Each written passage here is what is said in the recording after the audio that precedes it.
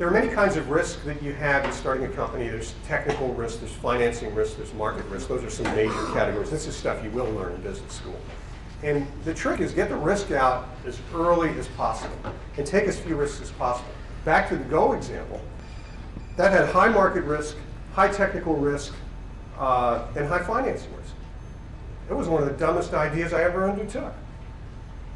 But the fact is that you want to get the marketing risk out as early as possible. And if you've got a great product, but you've got to go and explain to everybody why it's great and what they got to do with it, it's not obvious to them. That's just one more risk that you have. So you just have to weigh that along with everything else. I mentioned TiVo before. I don't know why this is on my mind at the moment, but that was a great example. Anybody here have one or a digital video recorder? Okay, there's several people. The rest of you all use your PCs and just rip the stuff off like it's.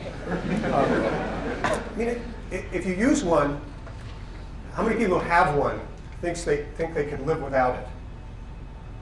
One. Okay, two, maybe. Okay. Most people who try that, I don't know if it's such a good idea. You start to use it, you're hooked. That's it. I can watch an hour-long show in 20 minutes, and you know what? It's just as bad.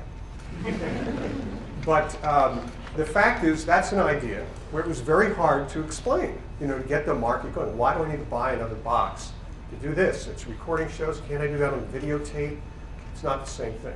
Little tiny changes in the way technology is handled make a huge difference in the effects that it has in terms of having a market. So that was an example of a great concept, terrific buzz, but you had to go out and explain it to everybody.